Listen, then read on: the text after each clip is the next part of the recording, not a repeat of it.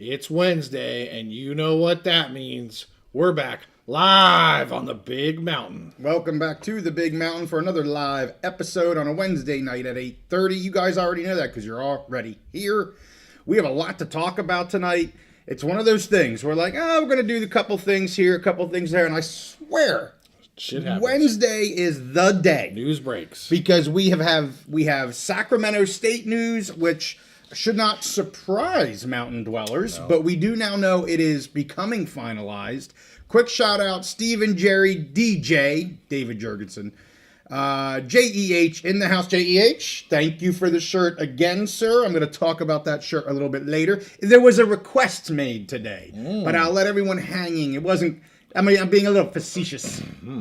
But again, thank you so much. Immaculate in the house. We're going to get to FIA in the house. We're going to get to some Pac-12 and Sac State news later in the pod. We're going to start with Big Ten and maybe some more Michigan ongoings. I'm anxious to hear what you have to say about this.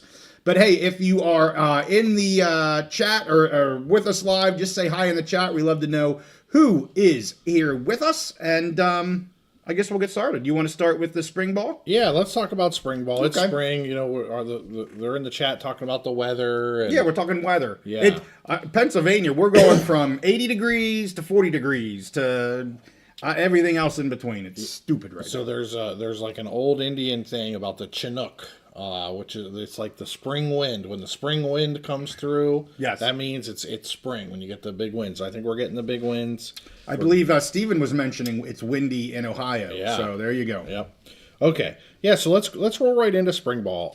It's an exciting time. We finally kind of have. It feels like college football is back again, which is awesome. A lot of programs across the country are starting their spring practices, rolling into spring ball. So I picked out 3 Big Ten programs that I want to talk about tonight. Okay. Pretty easy. The 3 biggest. Arguably the 3 biggest programs: Michigan, Ohio State, and Penn State. Okay. At least 3 like the top 5. So let's start with Michigan. They're in a total rebuild this year. Last year they kind of did a half rebuild. They had lost so much of the coaching staff and so many players. But now this year they've really lost that defense that was such a power last year. So they brought in a new offensive coordinator, Chip Lindsey. And he was basically brought in to revolutionize the Michigan passing game. We've seen over the last couple of years they did that ground and pound very effectively. And that works when you have the best offensive line in the country, you have the best defensive line, you can just grind people into the dirt. But didn't work quite as good for them last year. So they bring in this new offensive coordinator, Chip Lindsey. Everything I've been reading, it's spring ball, so everyone's optimistic. Right. So everything I'm reading, the wide receivers, the skill position players, they're loving it. They're loving the new offense. Michigan really didn't use their wide receivers hardly at all last year, really the last couple years, because they could just do that ground and pound. So, it'll be interesting to see what comes out of that. The really big news, I think, out of spring ball so far is that Bryce Underwood, that freshman phenom, they paid the big record NIL deal to bring in. He was committed to LSU, but Michigan snagged him at the last minute. Yeah. It looks like, at least from what they're saying, that he's the real deal. He's already leading in the quarterback battle. Now, one thing with that quarterback battle is Mikey Keene, someone we're familiar with. Yes. And a lot of our Mountain West fans should be familiar with, the starter of the last 2 years at Fresno State for the Bulldogs. Yes. He transferred in. We have not seen him. They've gone through half of their spring practices so far, and we have not seen him. The speculation is he has some kind of an injury. But basically, so far, Bryce Underwood has beat out the other young QBs, and they're thinking that when Mikey Keene gets back, the consensus is that'll be the battle for the starting position. Okay. Well, it's not good to be, if you're wanting to be the starter, not a great start to miss spring ball. Yeah, absolutely. Are they expecting him to do anything this spring? I think so. I think they're hoping that he will be back, and the expectation is either in spring ball. He's a veteran guy. He's been around a long time. It doesn't seem like there's any kind of panic mode, and that was the expectation. Was you have your new freshman, the young guy, competing with a veteran starter. But, in a perfect world, you spend all that money, you bring in this guy, you're hoping the freshman can take the reins and do it. So yes. I'm sure that's what they're hoping. But the expectation or among all the people who follow the program, they're plugged in or tuned in, is that when Mikey Keene comes back, it will be a real battle for that number one spot. Okay. But I hope so. I'd like to see it. Yeah, but for right now, Michigan fans, I'm sure, are excited. It looks like Bryce Underwood appears so far. We're in the spring, so no one's hitting anybody, no one's getting tackled to the ground or anything. That he seems to be the leader in the clubhouse, and he's the real deal. So moving forward here, wide receivers there. It looks like their starting trio of wide receivers. They've had a starting trio emerge who is. They've gotten some. They've kind of gotten some familiarity with Bryce Underwood while he's been getting most of the reps. So their leaders, McCauley, Samaj Morgan, and Fred Moore, they're really enjoying the new offense. Much more pass heavy, which I think that is tailored to. You have this new big NFL prototype quarterback coming in. 5-star guy, all-world guy, and so. You want someone to develop him as a passer, because that was the problem that we saw last year was they had a talented quarterback who just wasn't very good at throwing the ball, which happens to be important for quarterbacks.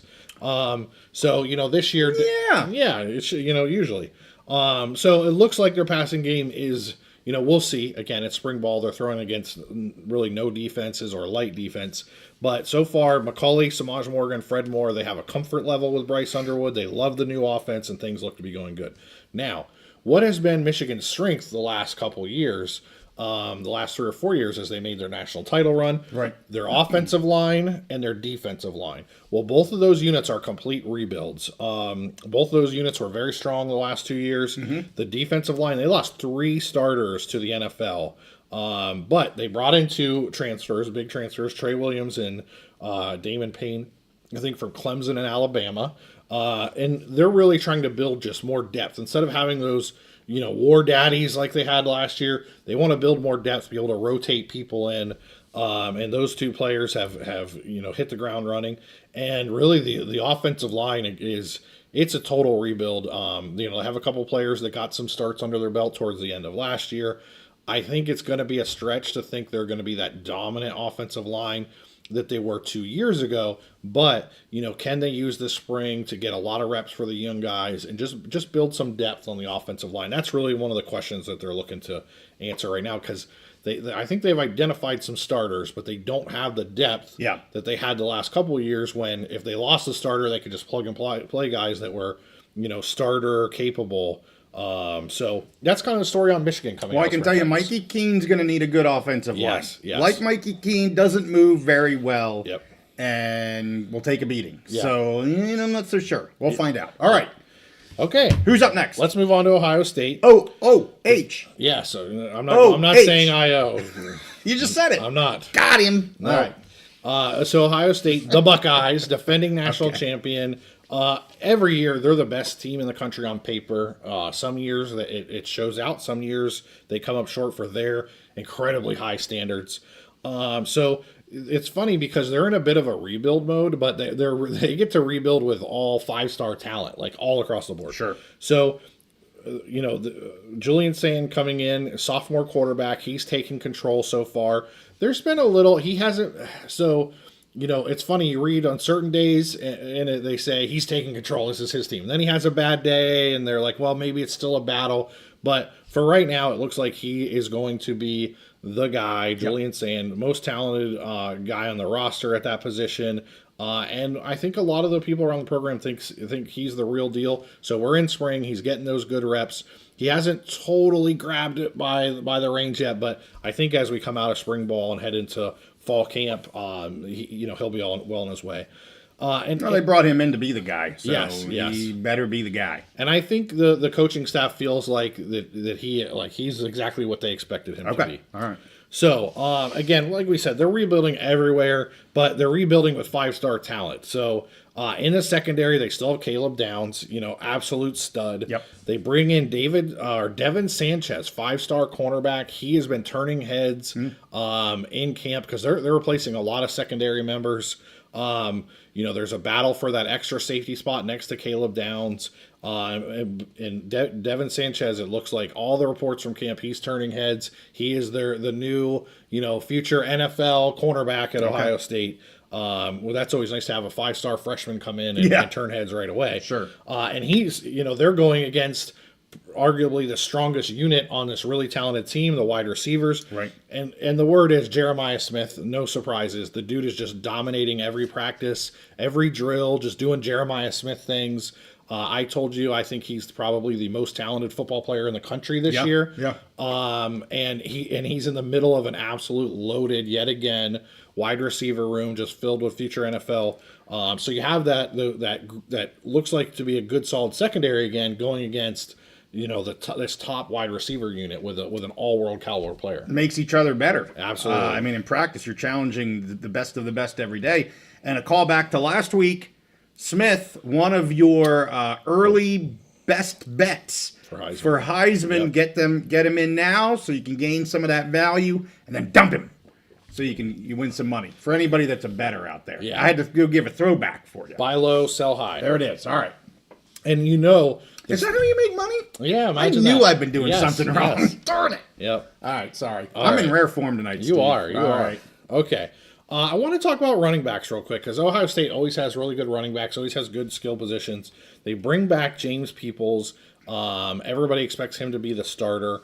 But they also brought in C.J. Donaldson from West Virginia, who was a bruiser and a thumper, real good player for them the last couple years. So he gets to kind of be, come in and be the after people get tired of chasing Peoples around, then Donaldson can come in and run them over. But they also have young, talented 5-star freshman Bo Jackson coming in as well. I'm not sure if he's related to the Bo Jackson of our youth, but the name, it sounds good. It fits. I like it. That's the buzz in the running back room is this talented freshman Bo Jackson coming in. And we'll see. It's a loaded backfield. Ohio State just finds ways to keep plugging those skill positions, lose players and plug in new future NFL players. I was going to say, fantastic. I mean, just one right after the next. I mean, we were just talking about Harrison Jr., 2 years ago? Yep. The greatest receiver, but now they got, he was awesome last year. He's going to be awesome. It's just, you're not talking good receivers. No. You're talking the best receiver in the country every year on the same team, and they just keep pounding them out. Yep. I'm a Commander fan, yeah. and of course, Terry, love me scary Terry. Yeah. There's just one. And now that was going back a few years there, but man, it's every year they're pumping out receivers in this freaking team. And he's proven to be a great NFL receiver. Fantastic. But if you look at the last 10 years, he's probably not in the top 2 or 3 of the receivers that came out of Ohio State. Probably not. You're right. It's crazy. Okay. So defensive line. Last year, Ohio State had I think it was the second ranked defense in the entire country. They famously stopped Penn State on that 3 downs and 1 yard to go or whatever to seal that win. Their defense have played great, shut down Notre Dame in the championship game. Defensive line, that carried them through the playoffs in addition to their awesome offense as well.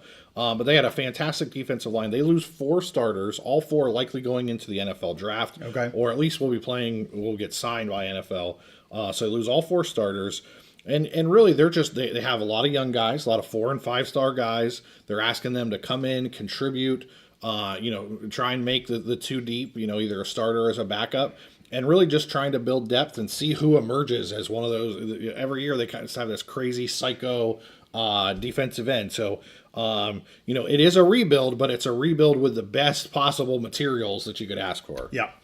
Also, on the offensive line, I would say, I've been reading a bunch of different Ohio State beat reporters, and this is the one unit I think that they are a bit worried about.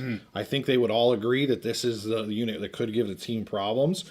They did bring in Tyler Bowen, former Penn State coach, and he was with the Jacksonville Jaguars under Urban Meyer, and then I think he was with Virginia Tech last year. They're bringing him in. He was a tight ends coach. That's where he really made his bacon. But they're bringing him back to be an offensive line coach. Now, he did coach offensive line, I think with Penn State and maybe Fordham before that. Okay. But it's been a while, but they're bringing him to be the offensive line coach, and it's a work in progress. He's feeling things out as, returning after 10 years of being an offensive line coach. Yeah. And they're trying to feel him out, and it's a lot of young players. That's one of those units, and the offensive line is so important that could be a weakness for this team. Obviously they're, defending national champions, reloading with talent, but if you have a weakness, that's one of those that's it's hard. It could Hard to hide. It's hard to hide. Yeah. It could cause them to have a couple losses. Now, by the end of the season, their offensive line might be playing great, and they get back in the playoff again. Whatever. Yeah. But I thought it was important to point out because it definitely seems like the beat reporters are a little concerned in that area. Okay. All right. Now, can you remind me? Do most Big Ten teams have open practices? Are they closed? Are they? What are they doing? You see, and every coach is different. Yeah. I didn't know if maybe the bulk of the Big Ten coaches kind of do the same thing, or it's just really kind of hit and miss. For the most part, I think they do the same thing where they have some open practices, or they'll have limited periods where they allow press to come in. Okay. That's kind of what it sounds like so far. You kind of, I mean, my opinion is you have to give them a little something, right? Yeah. I get that maybe you don't want everything open. I totally get that. Right. But to completely close everything, I think is hurtful to just the team in general. Like, you want to give beat reporters something to talk about, buzz, hopefully good. You know what I mean? So I don't know. I see both sides of it, but I think going to the extremes is dangerous. And that kind of brings up another interesting topic that I'll just touch on briefly, and maybe we can talk about further. More and more teams are actually now getting rid of their spring games because they're worried about them being on TV and getting their players poached. Penn State's still going to have their spring game, but it's not going to be on TV this year for the first time. James Franklin is not going to allow Big Ten to televise it. And so you have different levels of paranoia. All you got to do is hire scallions to go and record the damn thing. Well, we're going to talk about that in a little bit. I know. That's why I brought that up. Sorry. Yeah, that's good. So, all right, last team I'm going to talk about, Penn State. I really wanted to focus on Michigan and Ohio State, but obviously, I'm plugged in a little bit on and paying attention to what's going on at Penn State. So, biggest questions for them coming in the offseason, like it was last year, is the wide receiver room. And last year, honestly, they didn't come up with an answer to that question. Famously, we talked about the wide receivers did not even have a catch in the college football semifinal game. Just had problems all season. Nobody really burst through. So about half the room has transferred. They brought in new transfers. Kyron Hudson from USC. He was the guy that famously made that amazing circus catch against USC or against LSU in, I think it was either week 0 or week 1 game, beginning of the season. I think it was a 0. Yeah. It was a highlight night game. Exactly. Now that was a circus catch, big play, but he's more of a possession type receiver, big, strong guy, and he will make those contested catches. He's not necessarily a burner, a guy that's going to hit the deep shot all the time, but the dude goes and catches footballs, which that was a problem for Penn State the last 2 years, is having a guy that could go into other than Tyler Warren at tight end, having a wide receiver that actually had hands and was willing to be physical and go in and make those contested catches.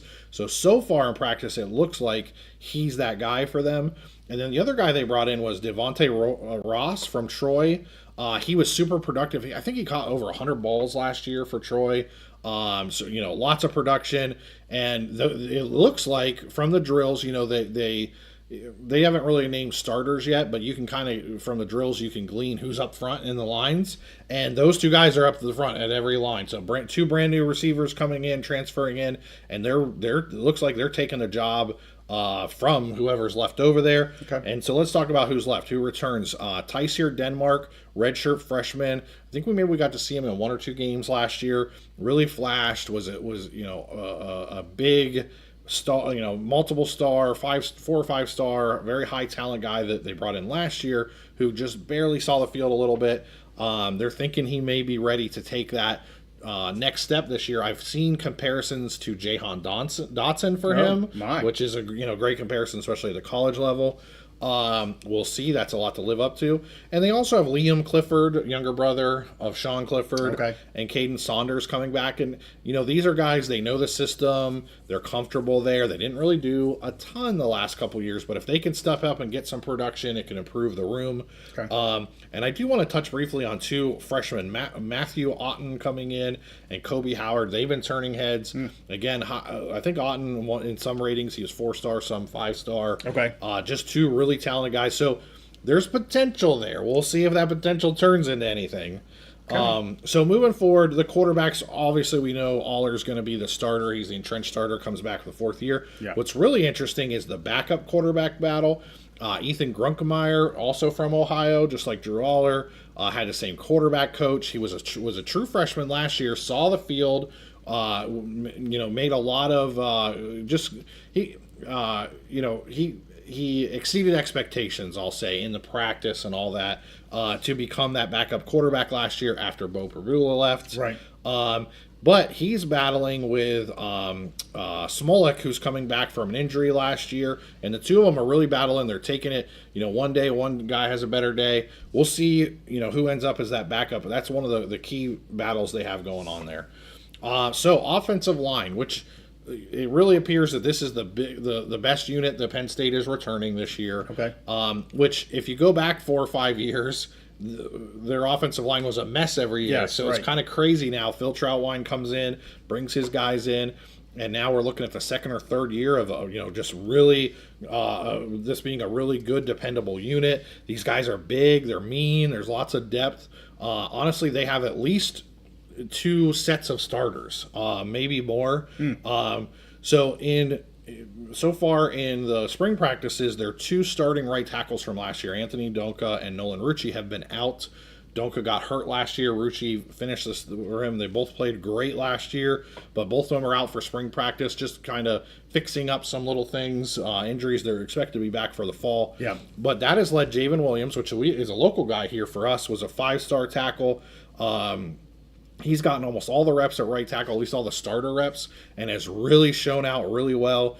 He's a guy where they thought before he could play guard, maybe play tackle in a pinch, but was more of a guard. Now they're thinking he looks like he could be a starting tackle at either right or left position for the future. So he's having a great camp. Okay. And then they got JB Nelson and Cooper Cousins battling for a left guard position. But really, honestly, they have basically 2 full sets of starting offensive linemen, and the battle right now is for people to try and get into the 2 deep, to get into a backup position. That's where the real battles are. And then at running back, Singleton and Allen coming back. There's not much to say about them, but they've had a good battle between Quentin Martin and Corey Smith for the backup job. And then the tight end room is just stacked again this year. I remember you texted me early last season, one of the first games, and you said, how the heck does Penn State get a stud tight end every year? It's probably the first time you saw Tyler Warren make a beast catch or something. And honestly, it looks like they may have done it again. They have Luke Reynolds. He played a little bit last year, was productive. Okay. The dude is an absolute beast. He may end up – he actually has – it looks to be a more impressive frame than Tyler Warren. Okay. And so as he fills it out and he's starting to emerge as that latest stud, I think he's going to have a massive season this year. I don't know if he can replicate what Warren did as far as production-wise last year, but he may be even a more dynamic threat. The frame is similar, but he may be more of an athlete in the open field. So we'll see how that goes. But again, the tight end room is stacked. So that's, Michigan, Ohio State, and Penn State. That's where they're at in spring ball. Okay. I love fall and spring ball. And I think maybe the next week or coming up soon, I'll cover some West Coast teams. Maybe USC, Oregon, and maybe throw a third one in there. Cool. Awesome. Well, got to do some spring ball. I did a standalone Mountain West spring ball update a little bit ago, kind of get everybody up to speed on start dates and all that kind of stuff. I'll do the same as well. But as we have some news hitting with Sac State this week, and I have a funny feeling the PAC is not too far away from having some announcements. I'll get to that here in our third topic of the evening. I got PAC-12, I got Sac State coming up later on. I know I was putting some tweets out. Want to hear from people on what they have. Let's check the chat real quick, and then Steve has some goodies on the Michigan scandal. It is far from over. And I see we've got a bunch of new peeps in the house, new dwellers. There was one up here. Where was that name? No Slack 51 saying hello with a little emoji. That's awesome. I don't remember that name before, but welcome, No Slack. Day of One Rob is here. You know who I haven't seen for a while? Bill.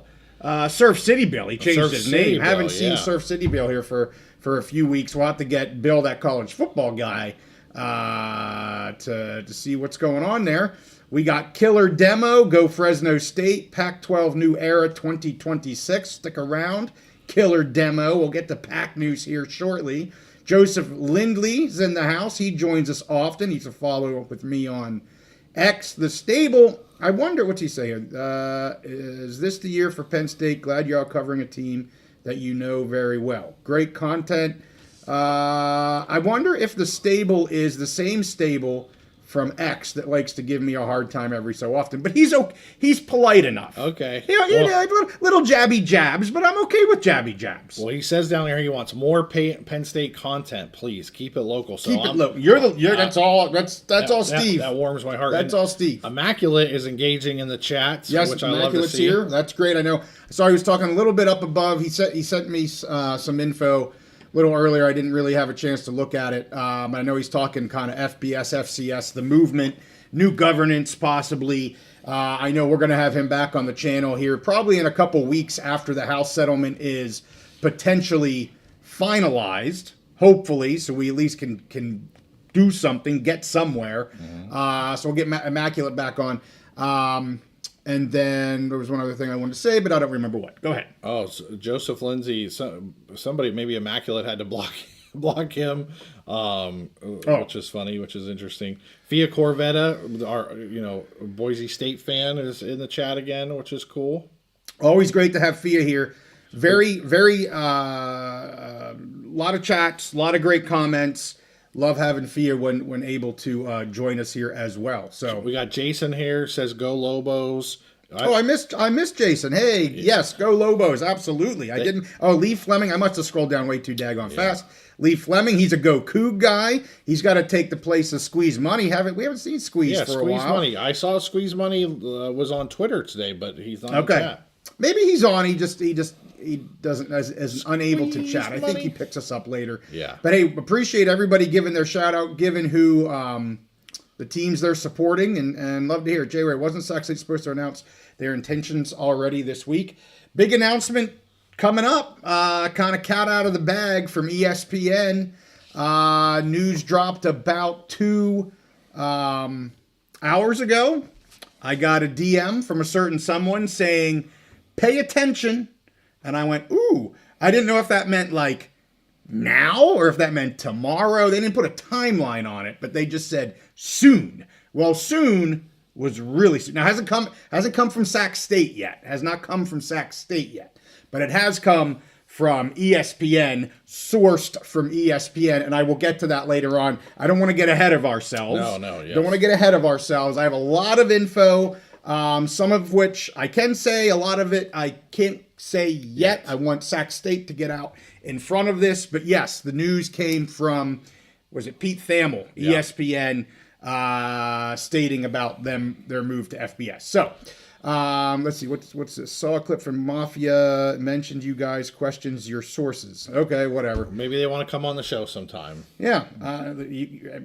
All you're going to hear from us, I've said this many a time, you're going to hear us say sources. We're not going to tell you who they are.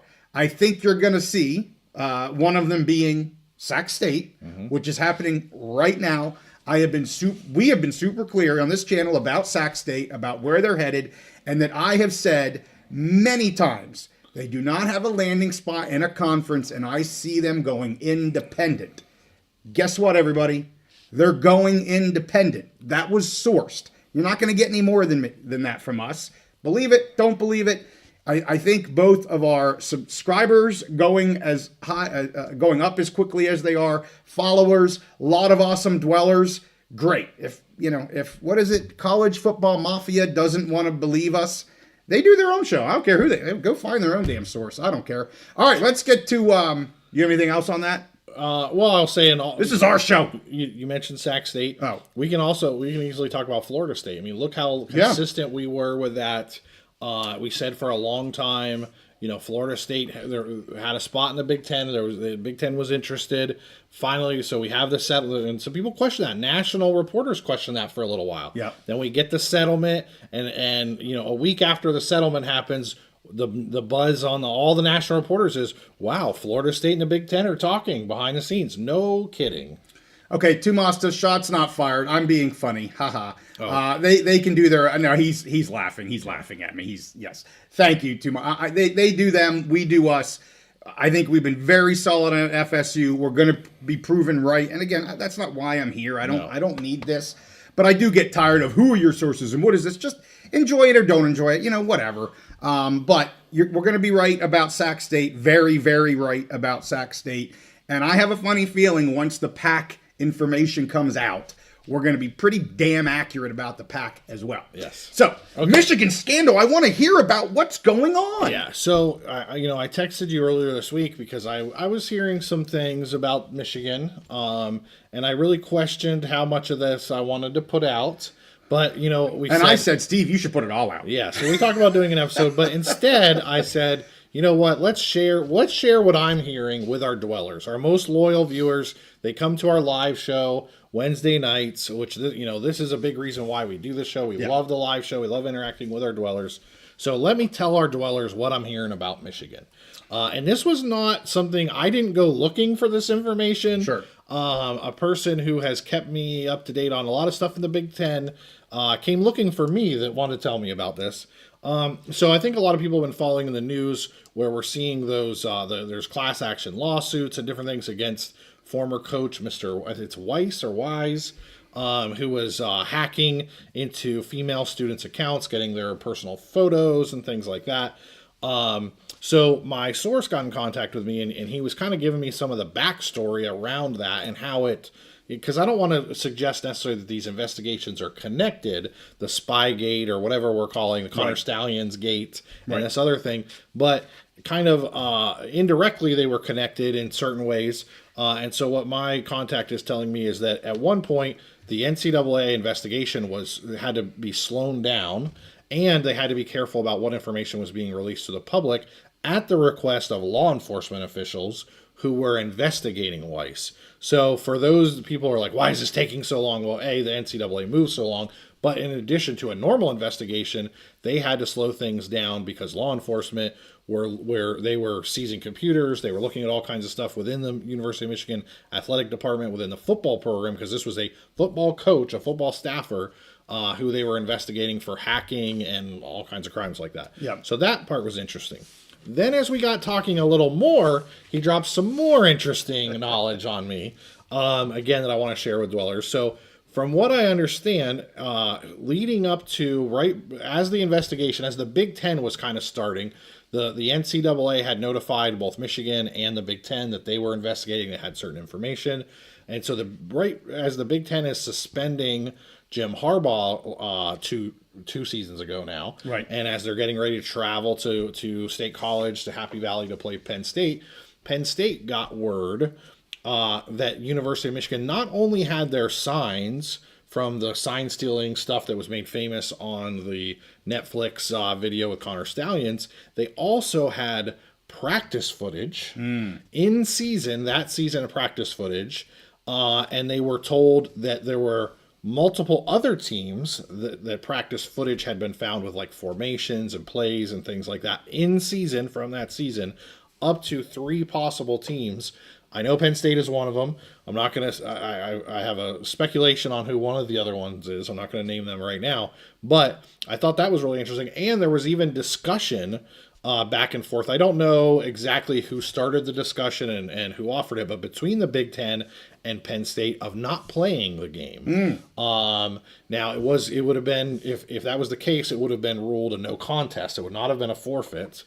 Which is something I asked, which is obviously not very attractive to either team. Right.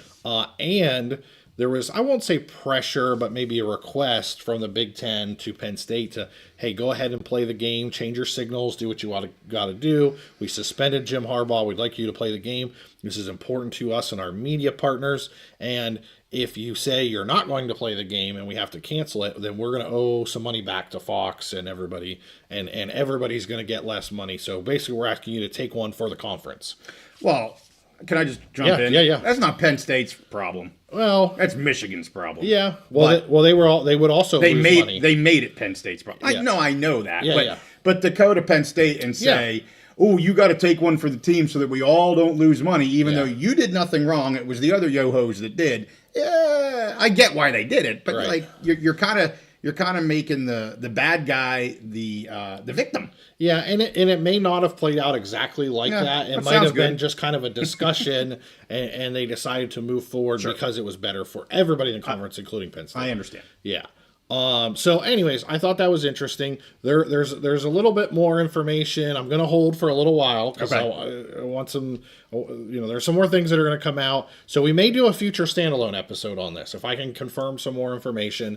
But I just thought it was really interesting. And now my contact. And now he's working for another Big Ten program. So obviously there's always going to be some kind of a bias there. He believes that the NCAA is getting very close to laying the hammer down on Michigan. I don't know what that's going to look like. And as the NCAA has shown Michigan more of the evidence they have, apparently there's been a little bit of a change of tune from the Michigan administration, where at first it was, hey, we'll burn the boats, fight in the air, on the beach, whatever, like Winston Churchill, we'll fight everything with every weapon we got, to, well, maybe we would settle, but we're not going to accept this and we're not going to accept that. So we've moved from a unilateral go screw yourself to well, maybe we'll negotiate now. Which I think is interesting, but I don't know if I don't believe they've come to that settlement yet. And my contact believes that probably before this season starts, the hammer will be laid down, and it's just a matter, what's that going to look like? Is it going to be postseason bans? Is it going to be scholarships? Whatever. We saw Tennessee got hammered a couple years ago. Now, it is important to remember, with Jim Harbaugh leaving, and the NCAA decided to kind of separate those the punishments for Jim Harbaugh separately from the university. So we don't know exactly how it's going to play out. Well, and so two things. One, you're saying that's likely to come here in the next 4-ish months, give or take. If it's going to happen before the season. The hammer. I'm anxious to see what the hammer means. I know I'm not going to ask you what does that mean, because you don't know what that means. But we'll see how heavy a hammer it is. Yeah. The other thing I would say is, they may be seeing a slightly different tune now, because they don't have national championship hopes this coming season like they did 2 years ago, when they're going to fight. Don't take this away from us. Don't do. I mean, they knew their national championship hopes were potentially on the line. Yes. Don't screw that up for us, no matter what we did. Yes. And that's why I think that's one of the reasons why you saw all that. We're going to fight. We don't care what you do. Their football program's in a bit of a different spot here in 2025 than it was 2-3 years ago. I'm sure that has something to do with it. Now, they're not going to roll over and be like, yeah, hammer away, NCAA. But I can definitely could understand it from that point of view, why they're like, okay, we're going to have to take something here. And as long as it's not like, the SMU death penalty, we'll see. Yeah. And I agree with you. And to add to that, to expand on that, mentally, even last year, where it was going to be tough for them to defend, they were in a different mental position, because they were just 1 year removed from Harbaugh and the Nationals. Now we're 2 years removed. Harbaugh had a whole season in the NFL. Right. And there was some fans that maybe were a little salty, where he took so much away took all the coaches, went to the NFL just in time to skip out, yada yada. So now we're 2 years removed from that. Last year they were still in the honeymoon phase of that, and now maybe kind of seeing reality. So anyways, I thought it was interesting, and I will comment on this one that you brought up. Matt Risen with the super chat question. He asked Frank Wright, interim head coach at Stanford University. Both sides have made clear this will be a 1-year move. I think it's fantastic. Andrew Luck, the general manager there, he has previous connections with Frank Reich. Frank Reich, been a successful coach in the NFL, very offensive minded, won a Super Bowl with Philadelphia, had two stints as head coach. The situation Stanford's in, where they had to fire their guy, they felt like they had to fire their guy, and where we're at in the calendar, I don't know that you could do much better than you bring him in for 1 year. Credibility, they have the fantastic academic standards. Yes. It's going to be hard for him to do like long-term recruiting, right, but he can stop the bleeding. I just think it's a fantastic job, and now they can put a nationwide search, not hurry a search, right? Do a nationwide search all between now and next December to figure out who is the best person. Instead of making a quick decision and making a bad decision, they can take their time. So I think it's a great move. It's a great move to stop any sort of bleeding. Like Yeah. you've got to have that leader. I mean, this is an important time in spring ball, getting to know your players. You just went through 3 teams. They're figuring out who's going to be the starter going into the main camp, and just you got to have that head guy. So again, I'm not going to comment on who it is. I am going to comment on how important it is to get that buttoned up as quickly as possible with the right guy in an interim type position. I want to go back to a couple questions that we have. And Matt, thank you again for the super chat. I know you're always on here popping some super chats. I really appreciate that. Immaculate is putting out his take for who you think maybe one of the other schools is. He says he will take Ohio State for 1,000, Alex, but I know you're not going to comment on that. I did see you talked. This is Killer Demo. You were talking Michigan early on, and just to go back to that, I mean, what chance do you have Mikey Keene for starter? You think it's like a 50-50 deal, or how? Do you have any take on that right now? He's not practicing yet. So. Well, maybe it was 50-50 coming into the season, but from what we've seen so far, Underwood comes in, he's performing well. They're going to want Underwood to get the job if he can show that he can do it. They've invested so much in him, and Mikey Keene's not practicing at this point with an injury. So now I got to say 20-80, an 80% chance that Underwood gets the job. It would have to be something where Mikey Keene would have to come in, show that he just has mastery of this offense, and something would have to happen, I think, with Underwood, either an injury or just having hiccups, and it might be, we might see more of a scenario where Underwood's the starter, he has some problems, and Mikey Keene comes in and can save the day, and you may see something like that. No Slack, new here. Well, welcome, sir. Pac-12 fan, Bulldog fan. We love the Bulldogs. I love the Bulldogs. Yeah. We've had your AD on twice, so check out our channel if you're interested. Back in January, we talked to AD Classy. His second time on the Big Mountain, and he is on our Big Mountain, Mount Rushmore. Yep. So hopefully you've come to the right place, No Slack. We've got a lot of Mountain West fans. We've got Pac-12 fans. We've got Big Ten fans. Welcome. That's all I'll say. Good to have you.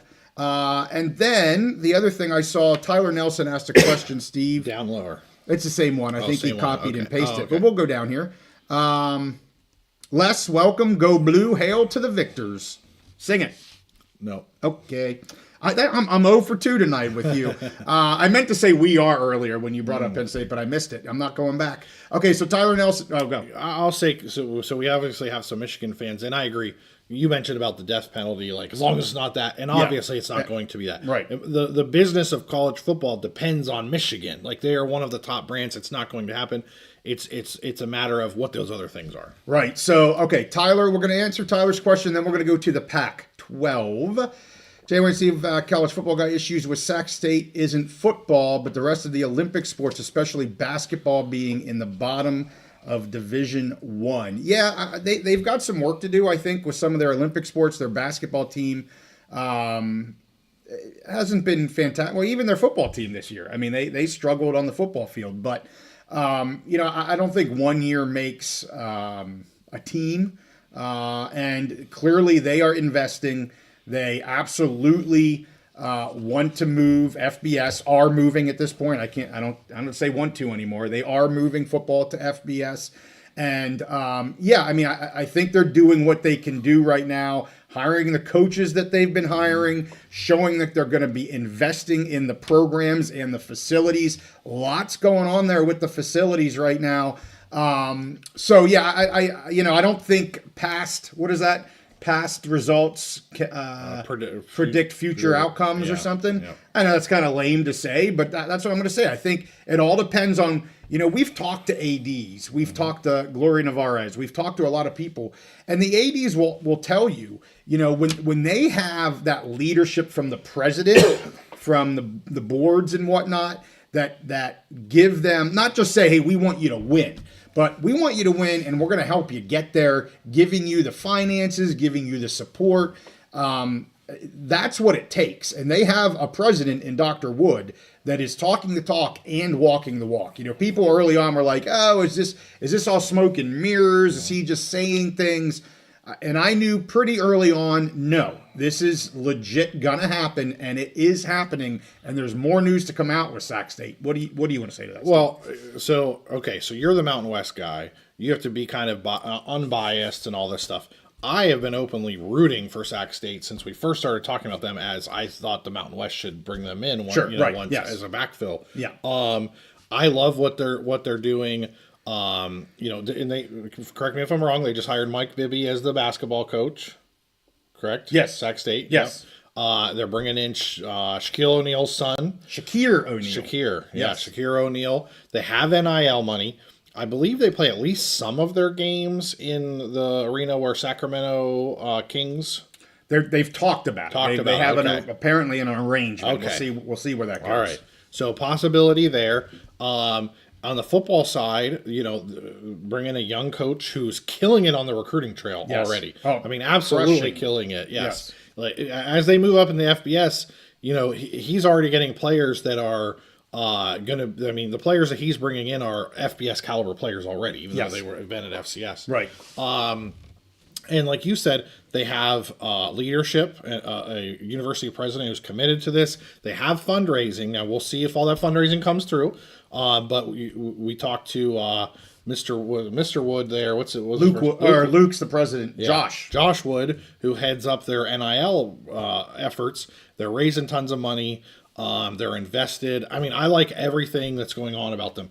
And the thing is you have to be forward looking. We are entering a new era of college athletics. Everything is changing. It doesn't matter what you were 20 or 30, unless you're Georgia, Oklahoma, Michigan. It doesn't matter what you did 20 years ago or even 5-10 years ago. It matters what are you going to be over the next 5 to 10 years when all these changes are taking place. And I think they're on a great trajectory. We'll get back to more Sac State stuff here at the end. Atomic Skull in the house again. Enough population in Sacramento to handle 2 Mountain West schools, but probably not a benefit to the TV deal. Bingo. But we'll get back to more stuff. Hold your Sac State comments here for the end of the pod. I want to get to the Pac-12. There was one thing. Genetics mentioned Florida State sending some data that isn't in the public realm. All right, we'll check it out. I like it. It's always good when Genetics has some data that he's getting ready to drop. I'm always excited.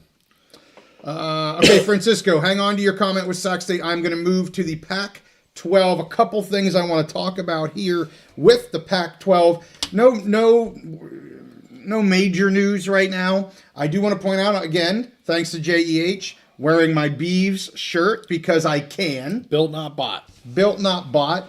It was requested. I say that tongue-in-cheek, from someone today on X. And this person became my number 3 block on X because he called us frauds. He called me a fraud. And I'll take a lot of jabs. And, you can disagree. We're all about disagreement. Well, not all about disagreement. We're okay with disagreement. But don't be an ass. Right. That's pretty much how it comes down. So, number 3 block, I got a San Diego State fan. I got a Boise State guy. And now I got a Beaver guy. And I'm guessing he wasn't watching a little over a year ago when all of the fallout was happening with the PAC, and you and I were watching every court case, reading the transcripts from courts, and trying to keep everyone informed with facts regarding what was going on with the PAC and with the Oregon State program. Well, I think what it is, people think I'm now a Mountain West homer, and everything we do between the Mountain West and the PAC, I'm just cheering for the Mountain West and not for the PAC. Whatever. Take it as it is. We got JEH, and JEH is going to straighten everybody out. Beaver believer. All right. So anyway, what am I doing? You're moving to the PAC. I'm moving to the PAC. Thank you. Moving to the PAC. So, yes, things are super quiet right now. Of course, everybody's reminding, everybody else about what JD, was it JD? I want to say JD Vance. It wasn't him. No. The San Diego State AD said, beginning of the month, that things are, they're going to be out, media deal is going to be out by the end of March. Well, clearly that didn't happen.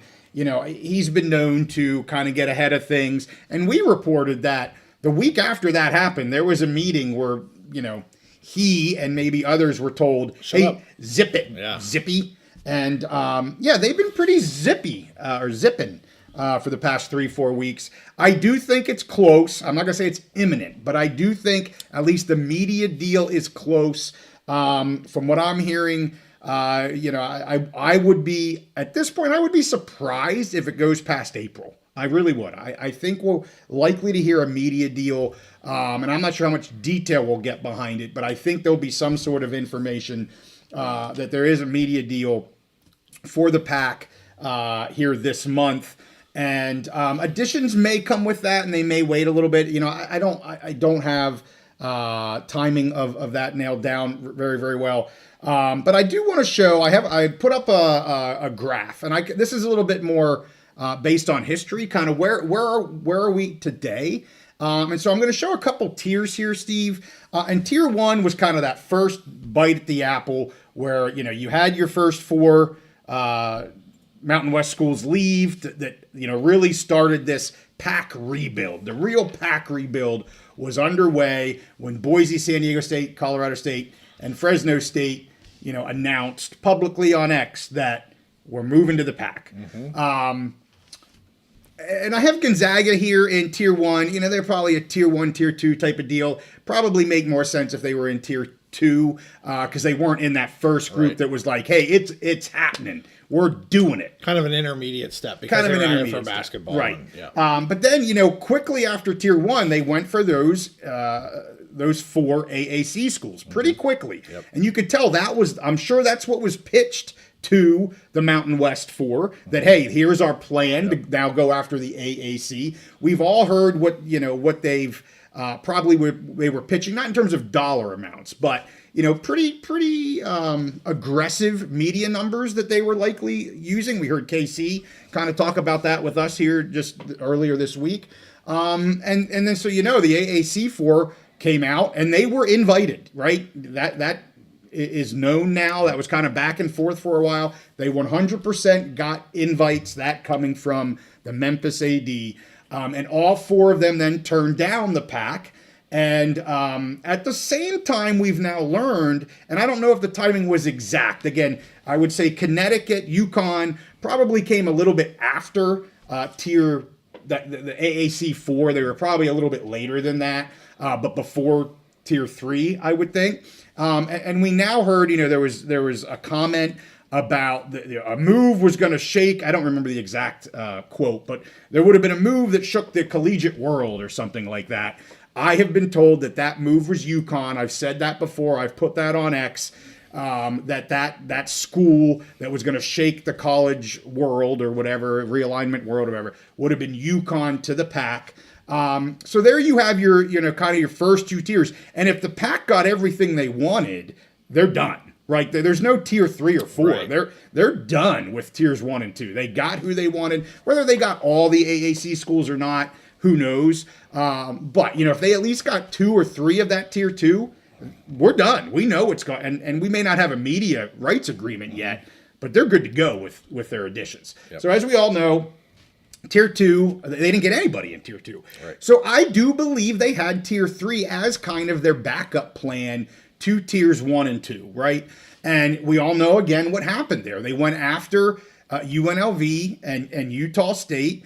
And UNLV has said no, even though plenty of people have been trying to make it sound like they're making a mistake and they should be joining the PAC and yada, yada, yada. They are with the Mountain West. They're unlikely now for me. I moved them up for a little bit. I moved them back down. You said I should have never done that.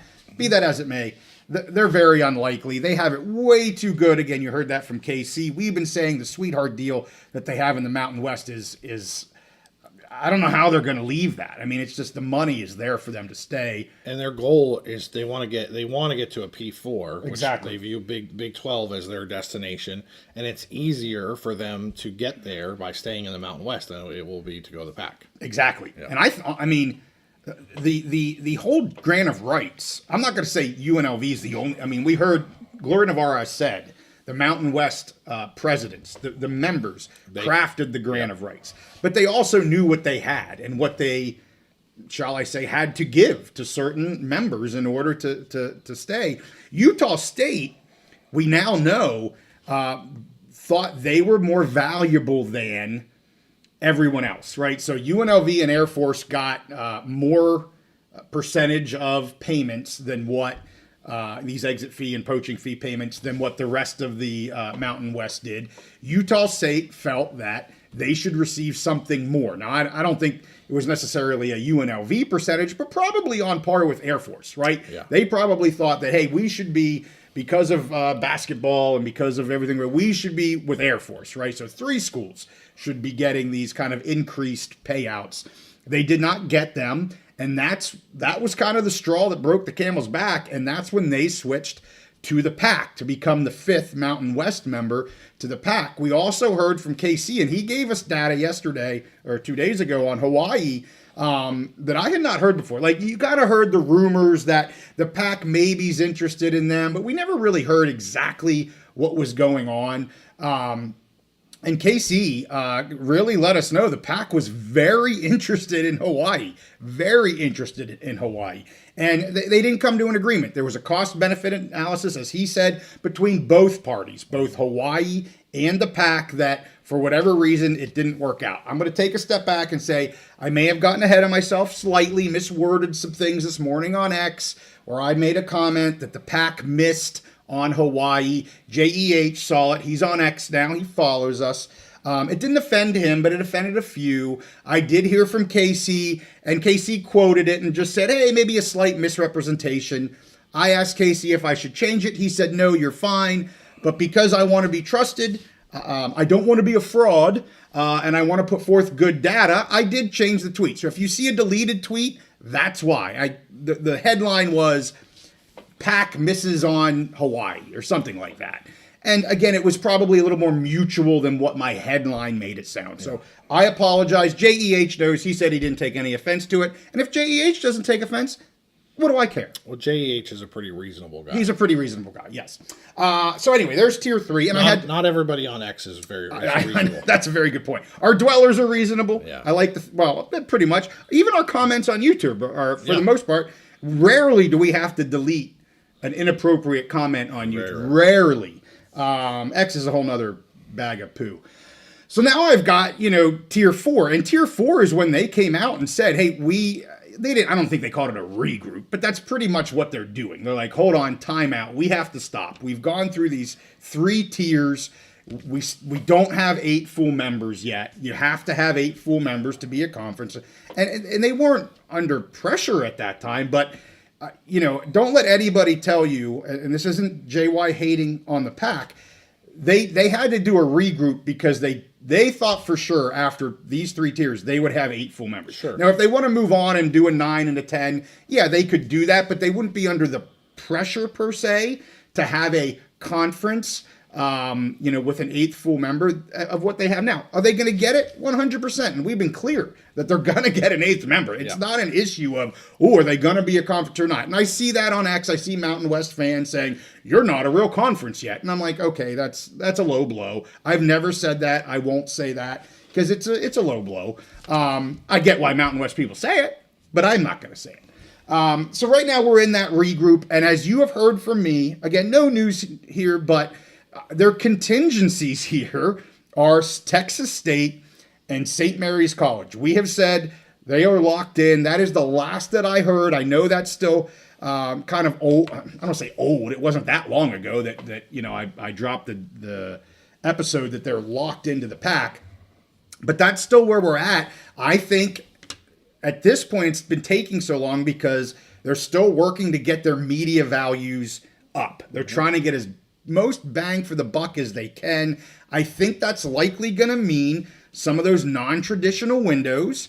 And I'm really anxious to see what they do with streaming. We've been high on the whole TNT Max type of deal. I'm anxious to see if they don't move forward with a streaming only. Like they're still going to have, your plug-in CW or whoever. They're still going to have that. But do they also supplant that with a streaming only Prime? Streaming only, I don't want to say Netflix because they're not going to go with Netflix, but I'll say Prime.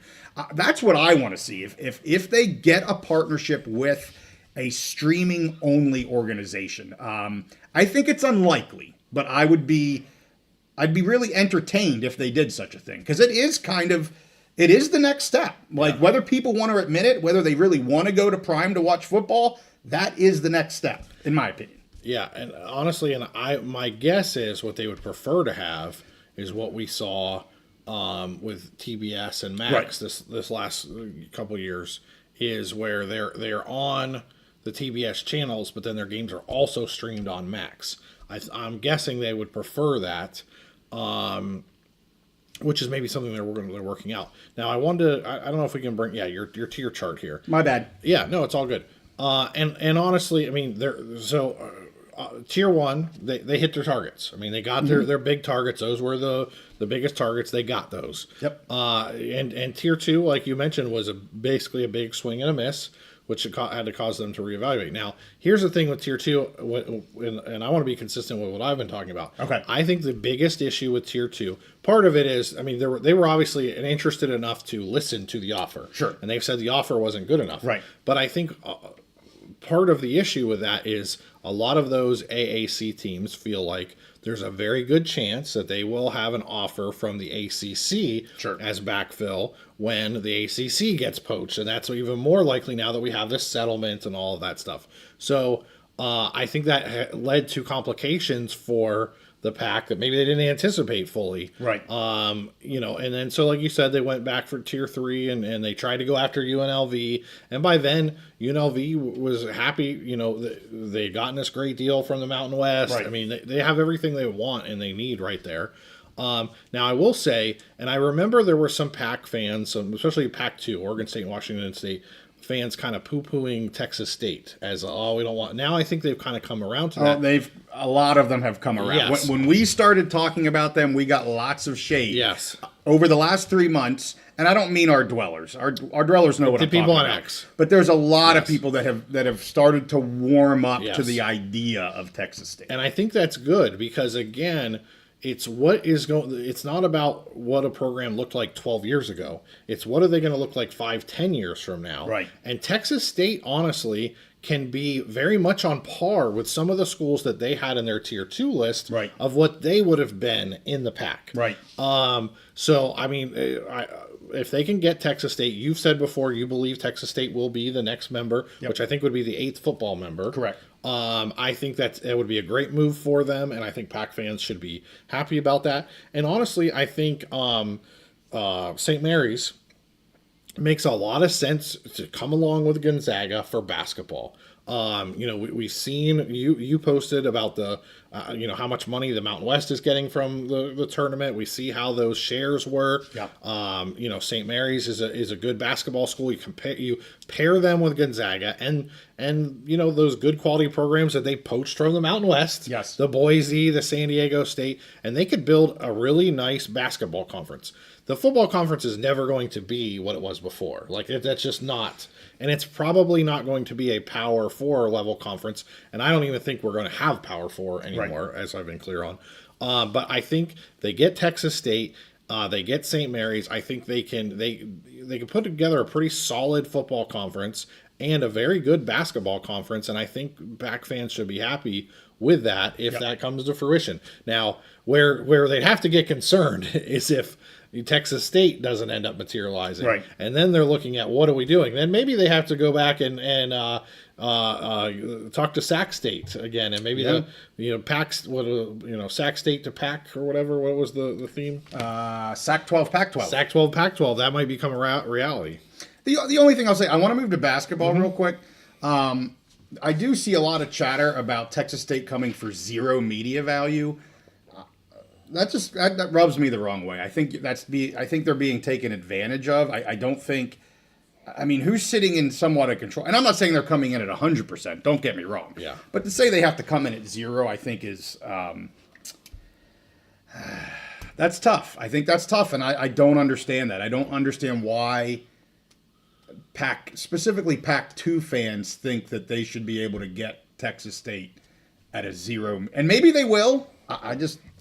Well, I think that tough. goes back to at first they didn't want them at all. Yeah, wow. It's the when we talk about the different a lot of people are just still mad they didn't get their tier 2. Sure. And a lot of people still think there's a chance they could get those, which it's possible, but it looks less likely. Well, and the only reason Texas State would be good enough is because they come in at a 0% media show, right? Like, or something like that. To some people, something yes. like that. Yeah. At some point, something Right. like that. So, last thing I want to talk about with the PAC, and it's the basketball piece you just brought up, because the PAC is doing revenue sharing differently. Yes. You know, you get to keep 50%, assuming the grant of rights is written the way the Memorandum is. or entrance agreement and grant of rights are going to be the same. But Dellinger came out today with a tweet about the AAC doing a similar type of deal. And this was for basketball. This was for performance revenue share model for the tournament units, where if I read it correctly, you know, the school would really keep that first year, the first year that they get those units for however many units they earn, go through 3 rounds or whatever. The school gets that money. After subsequent years, then it is the league's money.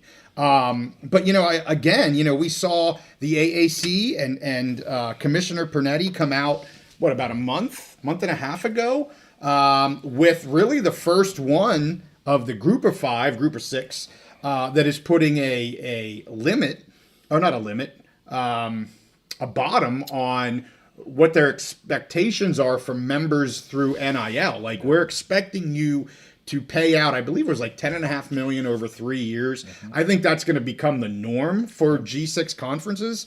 But they were the first to do that. The PAC, obviously, like I said, the PAC has this revenue sharing model that's where the university gets to keep its 50% of the unit or whatever. But the AAC doing something here. They're on top of it. And, when I read this, the first thing I went, wow, here's another thing from the AAC. This is really good. And then my mind quickly shifted to, I wonder if these things are coming to play now and coming to fruition now, since the 4 said, no, thank you, PAC. We're going to stick with the AAC. But they told the AAC, we're expecting you, conference and commissioner, to elevate our brand, to elevate our conference. We want to, and I'm not saying it's specifically these items, but they said, we want to see you doing things to make our conference better.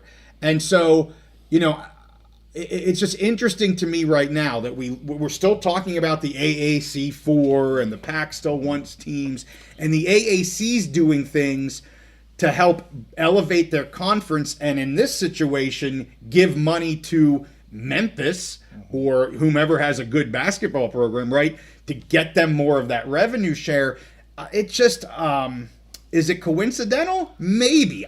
This one here just really hit home for me. I think you're just a little close. You're a little too close, and you're seeing things because Am I seeing things through blue and white? Well, I just think. Am I a PAC homer? No, I think you've been just so focused on both the Mountain West and the PAC that you're like, oh well, this has something. When I think we're seeing that trend across the country. Agree. I think a lot of conferences are looking at doing that and really it's kind of looking more like the professional model. I think this is more, and if Immaculate is still on here, I'm sure he'd love to talk about this. As sports move towards a more professional model, we're going to have a salary cap per se. Yeah. And now they're talking about putting a salary floor in, basically. Right. And more conferences are starting to do that. I think it's as I agree with your tweet, that it's very forward thinking of the AAC. And I think they are positioning themselves well to be, okay, for all of you programs that you want to get into the Power 2 or the Power 4 or whatever, we are the best place to be. And I think all the G conferences right now are fighting for that, to be the premier other conference. If you can't be in the Power 2 or Power 4, you want to be here because we are the premier and we are a good jumping off platform if you have future hopes of getting into that power level. Right. So I think it's not just specifically in to protect their teams from the PAC or whatever in response to what they said, but more of an overall trend. So I'm going to go back to some comments real quick, and then we're going to get to Sac State. See some comments here about the Dellinger article. Dellinger article from January. Both Immaculate Genetics, just kind of talking about that, the subdivisions and things like that. Really important. Yep. Tyler Nelson has a comment about, and you mentioned Amazon. Yeah. We've talked about Apple TV. He says the Pac-12 should get a deal with either Apple TV or Amazon Prime. Well, and they may get something with Amazon. We've seen a limited deal where Amazon does one NFL game. Here's the problem with Apple. Apple has made it clear when they buy something, they want the whole thing. They don't just want a bite of the apple, they want the whole darn apple. And we've seen MLS has made money from that, but they've really suffered, and they're kind of questioning that, or some of their fans are questioning, did they make the right choice? Because it is hard to watch MLS. You're not going to stumble across an MLS game. Right. You got to get an Apple subscription and all that stuff. So I think there's some drawbacks to possibly going that route. And that's why I think the Turner Max might be more attractive, would be, in my opinion, more attractive, because you can get on, they have their Turner networks on cable, and they have their streaming platform on HBO Max, which you and I both like a lot, right. the way they're doing that. So right. to me, they would be much more attractive. People hear Apple and they hear Amazon, and they think $, but it might not be as attractive from a, what do we always call it? Their presence on TV. Yes. So I'm going to start getting into some Sac State stuff. I see some comments. I'll leave my comments for the end, but as I'm going through our commenters, I'll certainly bring them up. So no, JEH didn't get blocked. I would never block JEH. And no, genetics, you won't be able to guess. It's just some schmuck on X. I shouldn't have even brought it up. It's Joe not, Schmuckatelli. Yeah, not worth our time. But nobody knows who the person is. It's really not a big deal. So Scotty Clayton in the house. Good to have you back. Sac State non-football to the WAC. I would say that is extremely unlikely. The WAC right now is on life support, and the family is getting ready to sign papers. That's a little graphic. I apologize. But I'm really worried. I've been on a bit of a roller coaster with the WAC. I've done several updates. Hopefully you guys saw them. I'm back down to like the graves being dug. I'm very worried about the WAC right now. I do not think Sac State non-football is going to be going to the WAC. I could be wrong, but I don't think it's going to happen.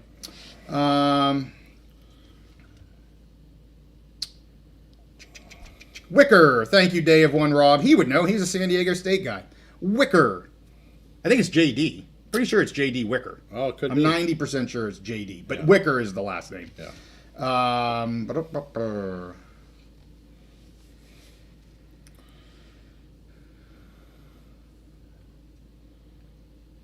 They have one suspects $10 million per school for the media deal for the PAC. My range has been and always has been 8 to 10 million. So you're right at the top of my range. Day of One Rob, for you as a San Diego State fan, I hope you're right. But I am in the range of 8 to 10, and honestly, I'm more probably 8 or 9. But we shall see. I'm not changing that. That's where I've been. That's where I'll stay. I saw Squeezed all of a sudden. I thought Squeeze Money was in the house, Squeeze but Money? Memphis No. squeezed AAC for more money. I think Memphis played the game well. I agree with you, and that's where we're at. You play the game for your university. Right. I don't see Louisiana as a candidate for the PAC at all. Could be wrong. I think they've now, since the AAC thing failed, and not recently, this was back originally. Like everybody, there's still there's still hope. There's still this. You've heard it from the Memphis AD. You've heard it from kind of everybody. You've heard it from Classy in January. Yep. He's like, hey, we kind of like regionality. And you've heard that more from the PAC here. That's why they're more interested in UNLV again all of a sudden. They are now back. Hey, we tried for the national with the teams that we wanted. We didn't get it. We're back to regionality. That's why they went hard after UNLV. And I think Texas State is about as far east as they're willing to go. I do not think Louisiana is going to be a part of that.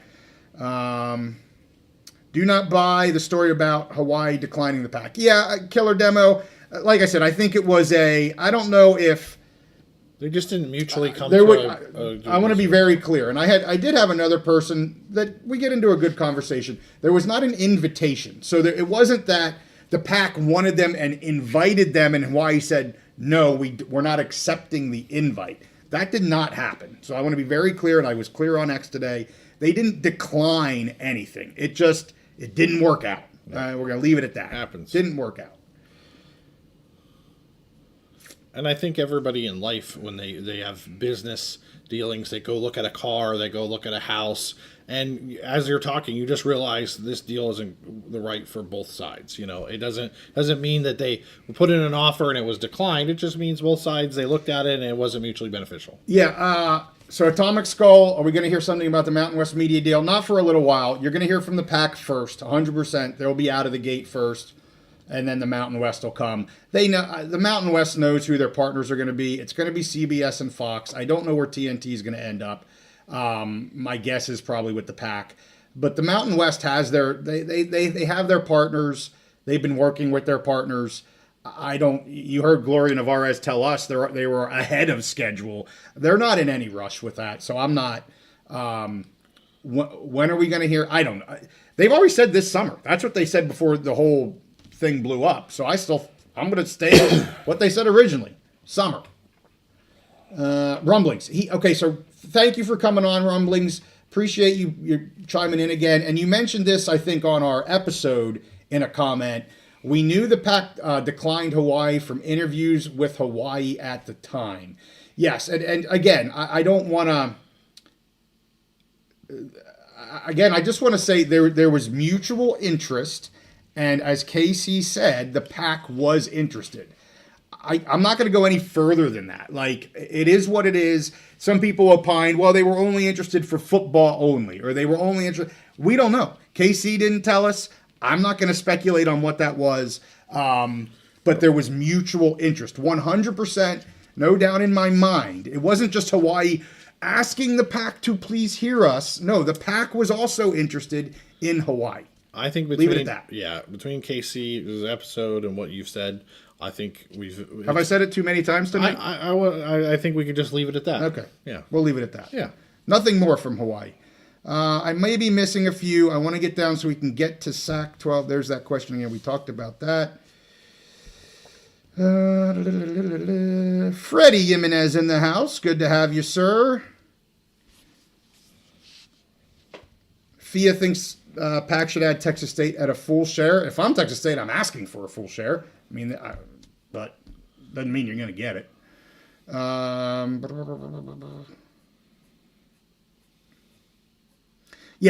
Killer Demo. I don't see how St. Mary's. I don't see how they'd ever get a full share. I think a mistake was made personally giving Gonzaga a full share. I know they're a big name.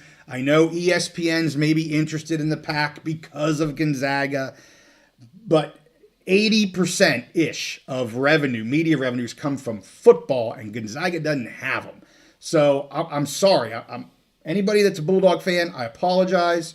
I think if you're a Bulldog fan, you're loving life. Oh, yeah. Having a full share in the PAC, you love it. I think the PAC slightly overpaid, but at the same time, what position were they in? Like, if it was with the AAC4 and they knew they were saying no, again, that timing we don't 100% know, and they really wanted to, I think, obviously get Gonzaga. I don't know.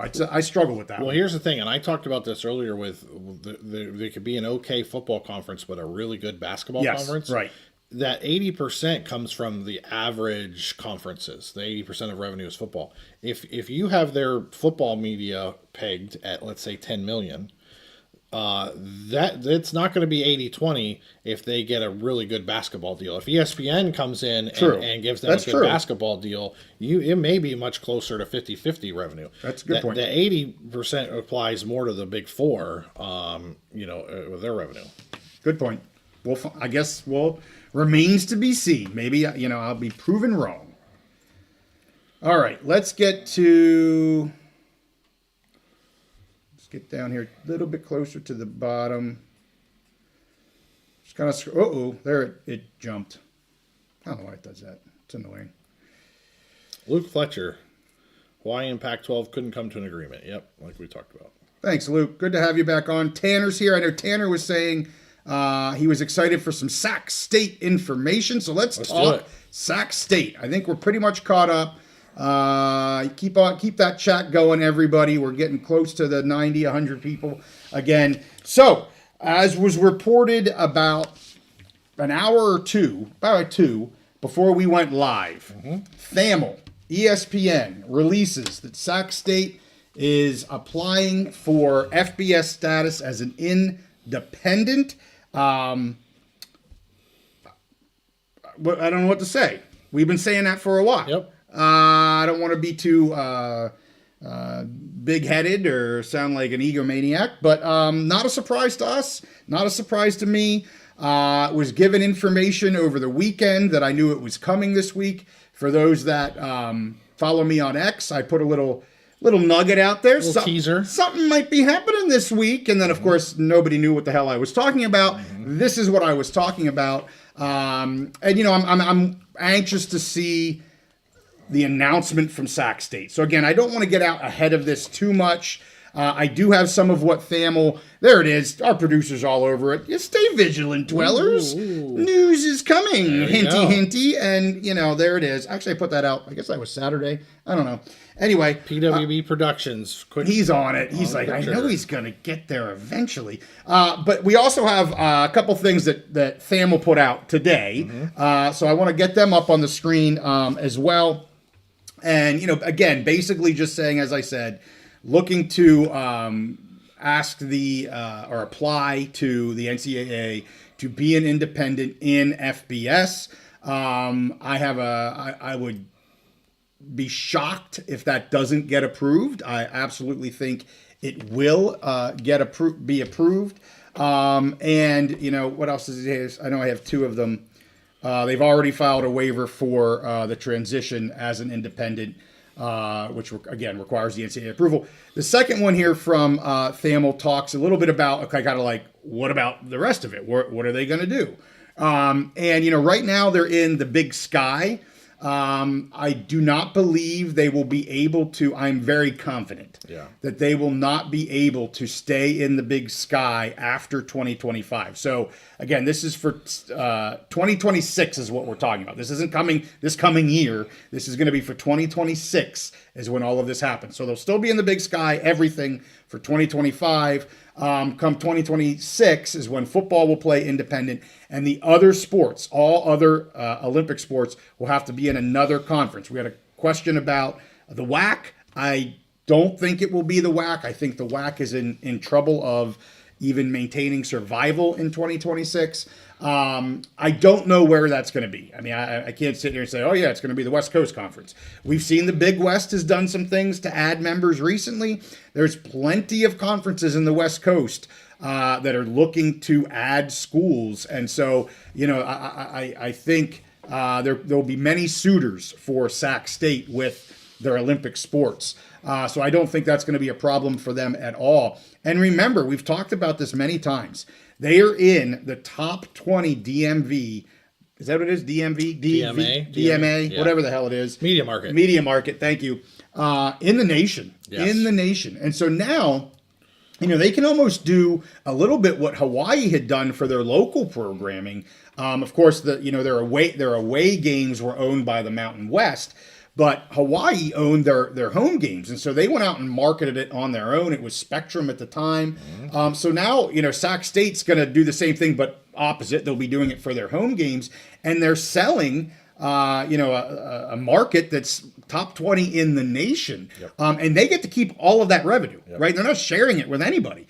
So, this could end up being a pretty good deal for them. You see what they're doing for the city of Sacramento. We talked earlier about the coaches. Coach Marion just blowing up the place over there with recruits, new coach hires, go Sacramento. I mean, they are making all kinds of noise. There are the Hornets, and facilities are, both in the works right now and also being planned on. I mean, they have things under construction as I sit here and talk to you today. So, they are, as you mentioned, forward-looking.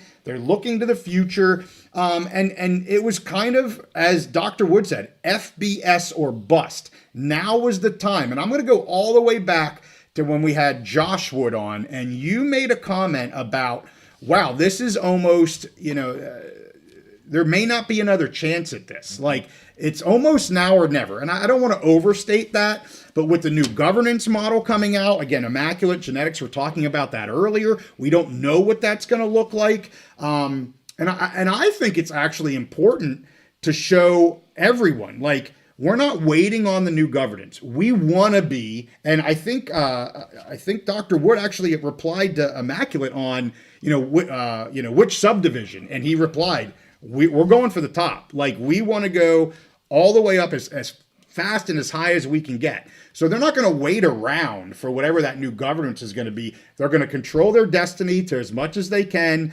And I think that's why they're doing it now. I was like, oh, they'll probably wait for the new governance. But at the same time, I'm like, hey, they're showing that they can do it in today's governance. We're not going to wait around to be told what to do. We are moving forward. So what are your thoughts on Sac State? Super excited for them, right? Yeah, very excited for Sac State. I've been, ever since we kind of started digging in there, I've been a fan. A great area. The market is great. They're in the capital of California. I don't, you can't downplay that, in my opinion. Right.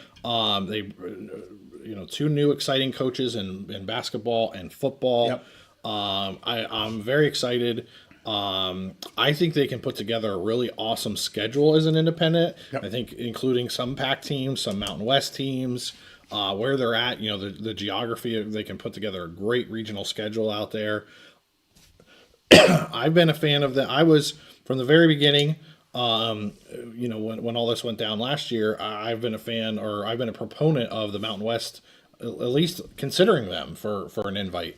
And I would still be a fan of that. And I understand now you have UC Davis and whatever, but with their football program, the way, Coach Marion is out there, the way he's recruiting, and the NIL support they have. Yep. Again, location, market, NIL support, all of those things are very important.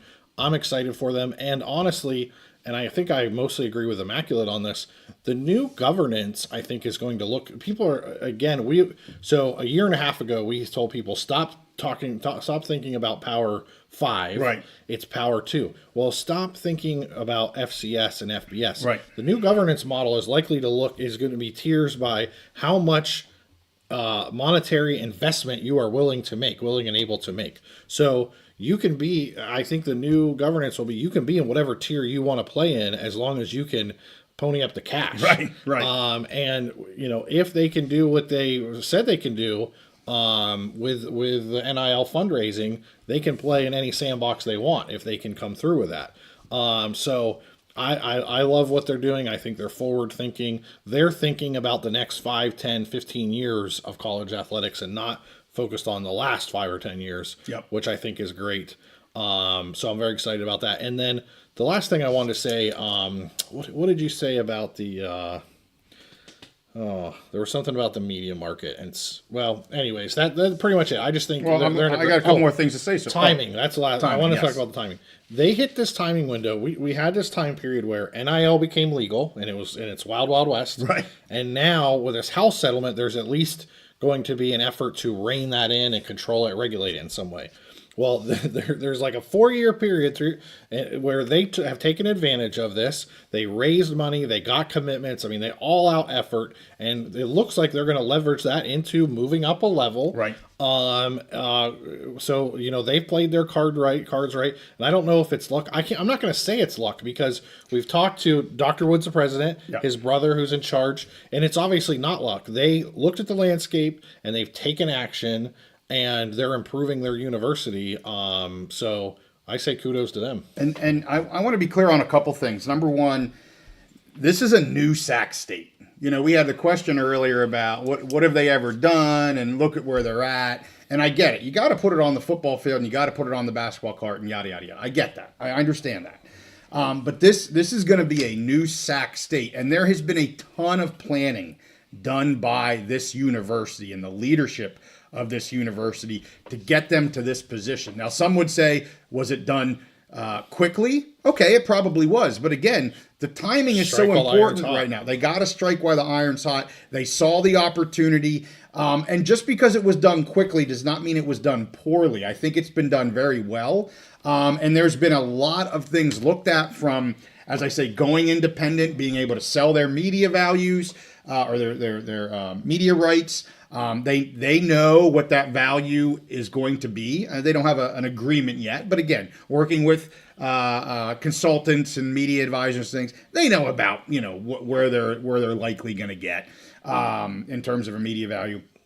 And I know for a fact scheduling has already begun. I have been given names of universities over the next 3 years, or skip 25, 26, 27, 28, of the schools that they have either already lined up or are lining up. They're in conversations for.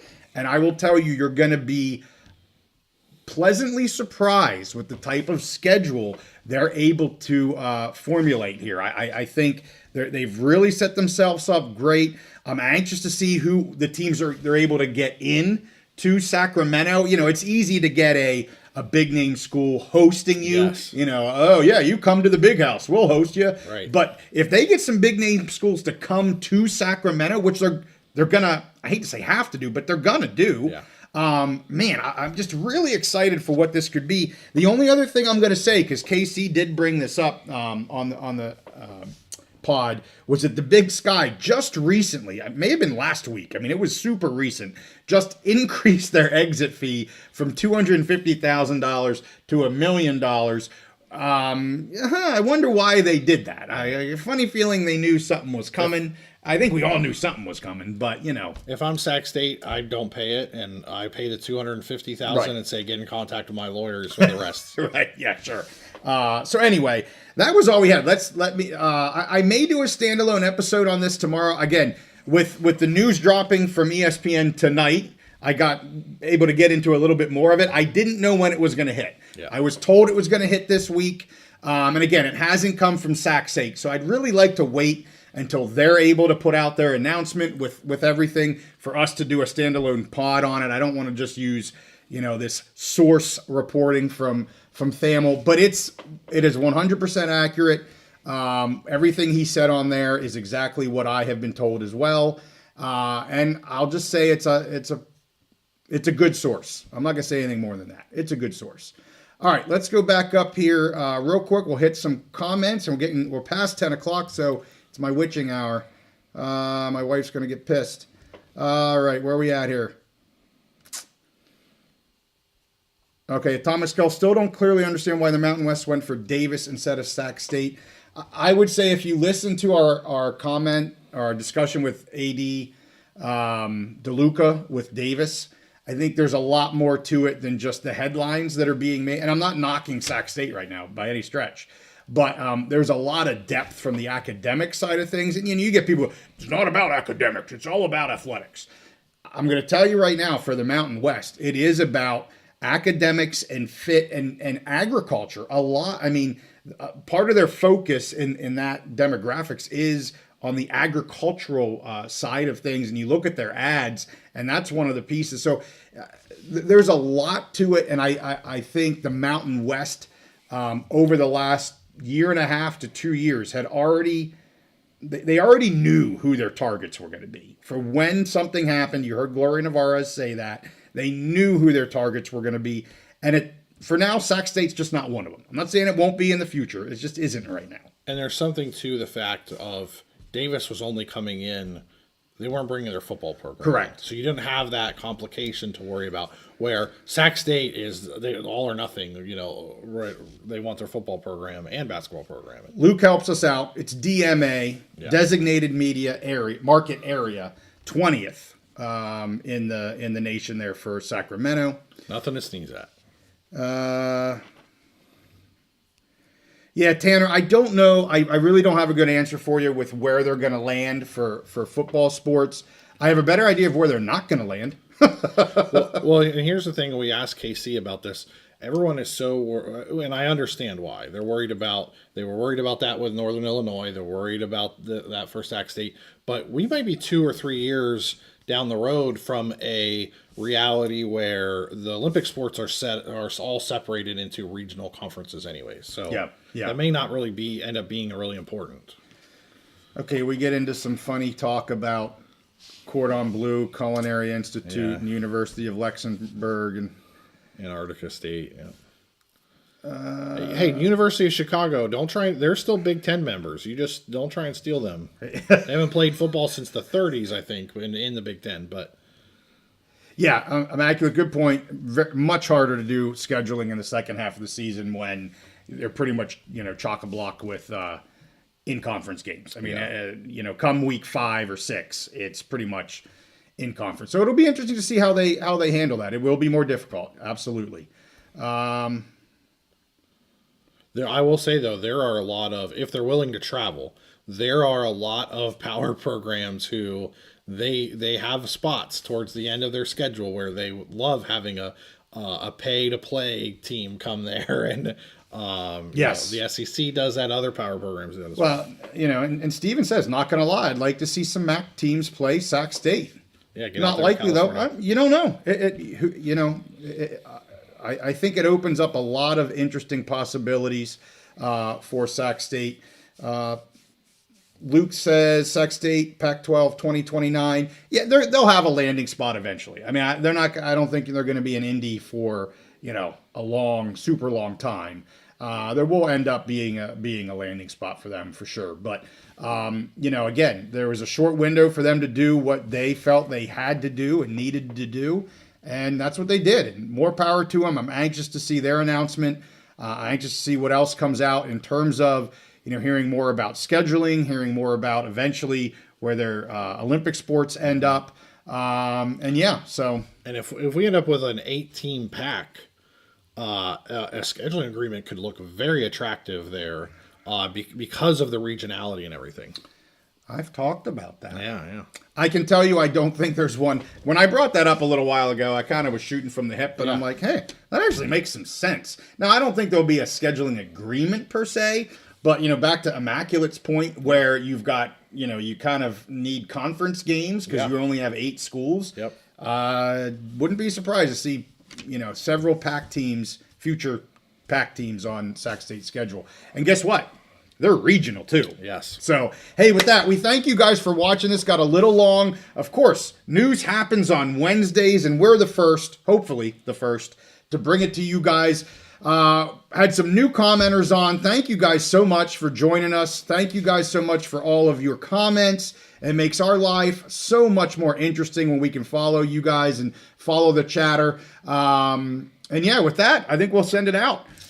Appreciate you guys for watching. Give it a like. Pound the like if you didn't already. We know you're already subscribed. We'll see you next time on The Big Mountain.